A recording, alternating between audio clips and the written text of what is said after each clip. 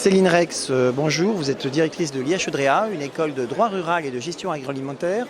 Dans les différentes formations que vous proposez, vous avez un master expertise foncière. Alors, aujourd'hui, que sont les métiers de l'expertise foncière ? Alors l'expertise foncière, c'est notamment les personnes qui sont mandatées par les compagnies d'assurance lorsqu'il y a le feu, la grêle, la neige qui tombent sur notamment les exploitations agricoles. Mais ça va être également lors d'un partage de biens, dans le cas d'une succession, dans le cas d'une séparation, dans le cas d'un changement de type de société, des personnes qui vont être là pour estimer un bien ou estimer les dégâts sur ce bien et avoir une valorisation financière. Ces personnes-là, du coup, sont aussi amenées à travailler sur tout ce qui est la gestion de patrimoine, puisque là, on est sur des experts de la valorisation, donc également la gestion de patrimoine. Alors, pour cela, il faut faire un bac+4 ou un bac+5 ? Alors, il faut avoir un bac+4 a priori plutôt juridique, donc soit fait en fac de droit, soit fait à l'IDREA.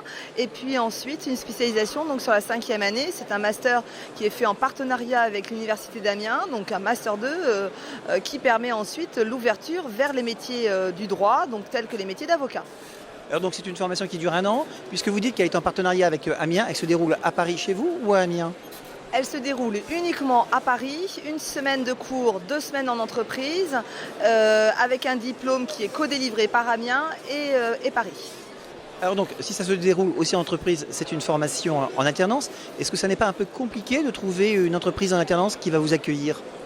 Non, alors nous on a tout un service d'accompagnement aux jeunes, ils ont plusieurs mois pour trouver cette alternance et on a un réseau d'entreprises qui fonctionne très régulièrement avec nous, notamment des entreprises dans la banque pour la gestion de patrimoine ou dans l'aménagement du territoire, voire des experts fonciers directement qui prennent nos jeunes en contrat d'apprentissage ou contrat de professionnalisation.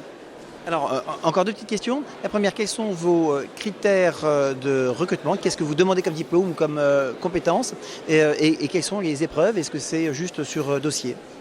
Alors nous recrutons uniquement sur dossier, un dossier avec une lettre de motivation, les différents modules qu'ils ont pu suivre sur les années antérieures. Les étudiants qui sortent de fac de droit ont bien sûr une primauté parce qu'ils ont toutes les compétences juridiques. Nous sommes également ouverts à des étudiants qui sortiraient d'école d'ingénieur et qui aimeraient se spécialiser avec une très forte motivation. Et on sait que souvent les étudiants d'école d'ingénieur ont cette capacité à appréhender les matières juridiques. Céline Rex, merci.